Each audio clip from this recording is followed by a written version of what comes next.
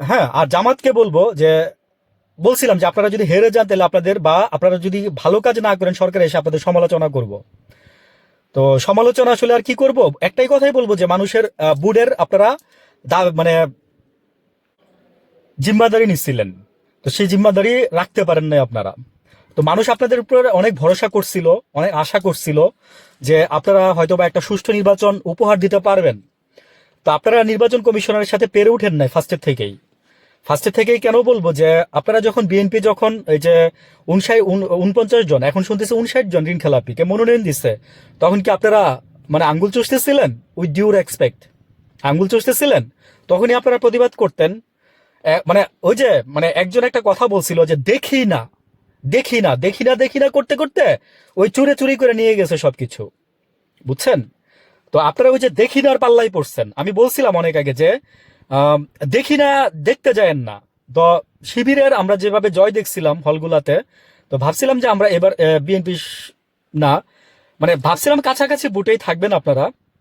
আসলে কি রিয়েল ইলেকশনটা যদি হইতো তাহলে জামাত ক্ষমতায় আসতো, এই ব্যাপারে কোনো ডাউট নাই। তো যার শেষ ভালো তার সব ভালো, আমি বলে দিচ্ছি না একটা কথা। আহ, যেই দল চুরি করে হোক, ইঞ্জিনিয়ারিং করে হোক, বা না করে হোক বা করে হোক ক্ষমতায় আসছে, আপনারা পারেন নাই। আপনারা পারেন নাই, বরং আপনারা জনগণের কাছে আপনারা কমিটমেন্ট দিচ্ছিলেন যে আপনারা তাদের ভোটগুলো রক্ষা করবেন, কিন্তু আপনারা পারেন নাই। তো এই জন্য আপনাদের সমালোচনা আরো করব, সমালোচনা করব। বিএনপিও যদি ভালো কাজ না করে বিএনপিরও সমালোচনা করব, আগেও করছি। তো জামাতেরও করছি সমালোচনা। আমার ভিডিও যারা শুনেন তারা বলতে পারবেন রেগুলার। তো আমি সবসময় সত্যর জন্য কথা বলি। হ্যাঁ, আমার কাছে মানে আমার কাছে সত্যটা সবচেয়ে বেশি প্রায়োরিটি পায়, এবং গরিব মানুষের ভালো থাকার জিনিসটা আমার কাছে প্রায়োরিটি পায়। ঠিক আছে, তো যে সরকার এই কাজগুলো করবেন আমি তাদেরকেই বাহবা দিব বা সাপোর্ট দিব। তো আজকে আপনার লঞ্চ বোরে যেমন আপনার সড়ক পথে ট্রেনে লঞ্চে যেমন ঈদের আনন্দে ভোট দিতে গেছিল মানুষ, আবার সেভাবে ফিরে আসছে। বিপিনুর সংসদে যাবে, আহ, সে আপনার একটা লঞ্চ দিচ্ছে, এতে খুশি মানুষ। আচ্ছা যাক, ছোট ছোট কাজ করতেছেন, আমরাও খুশি।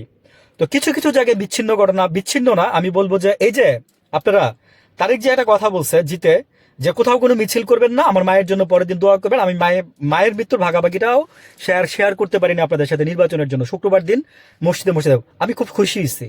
কিন্তু রাত্রেই দেখলাম যে আপনার নেতাকর্মীরা যেভাবে অপোজিশন পার্টিকে মারতেছে, ধরেন শিবিরের লোক, হ্যাঁ জামাতের লোক, মানে হোয়াই ভাই? আমরা কি এজন্যই জুলাই আনছিলাম?